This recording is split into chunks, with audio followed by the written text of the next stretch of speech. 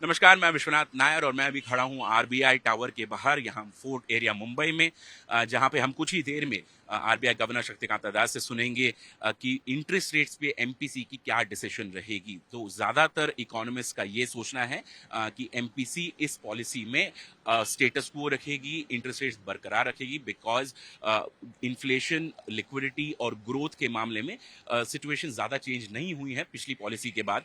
पिछली पॉलिसी जो फरवरी में हुई थी।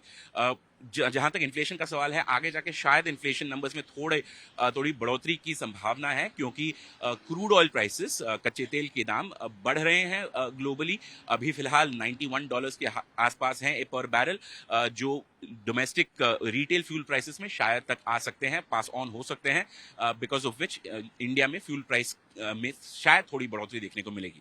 जहां तक फूड इन्फ्लेशन का सवाल है, क्योंकि गर्मी बहुत ज्यादा बढ़ रही है और हीट वेव के आसार दिख रहे हैं इस वक्त अगले कुछ महीनों में, तो शायद फूड प्राइस में भी थोड़ी बहुत वॉलेटिलिटी रहेगी। जहां तक लिक्विडिटी का सवाल है, वहां पर बैंकिंग सेक्टर फिलहाल अच्छी पोजीशन पे है, क्योंकि इलेक्शंस आ रहे हैं, तो इलेक्शन की स्पेंडिंग जो होगी उसकी वजह से लिक्विडिटी पोजीशन भी काफी हद तक अच्छी रहेगी। आगे जाके ग्रोथ के मामले में भी इंडिया फिलहाल 8.4% जीडीपी ग्रोथ रिकॉर्ड कर चुका है अक्टूबर दिसंबर के क्वार्टर में, तो उसके हिसाब से आगे जाके ग्रोथ में ज्यादा आरबीआई को और एमपीसी को ज्यादा स्ट्रेस दिख नहीं रहा है। तो फिर इंटरेस्ट रेट्स कट करने की या फिर जो इंटरेस्ट रेट्स घटाने की जो प्रक्रिया है उसे शुरू करने की कोई जरूरत अभी फिलहाल महसूस नहीं हो रही है। आगे जाके जो अगली पॉलिसी आएगी, जो जून में आएगी, उसमें देखना पड़ेगा कि एमपीसी किन प्रॉब्लम से जूझ रही है, उसके बाद ही वो डिसीजन लेंगे कि क्या इंटरेस्ट रेट घटाने चाहिए या नहीं।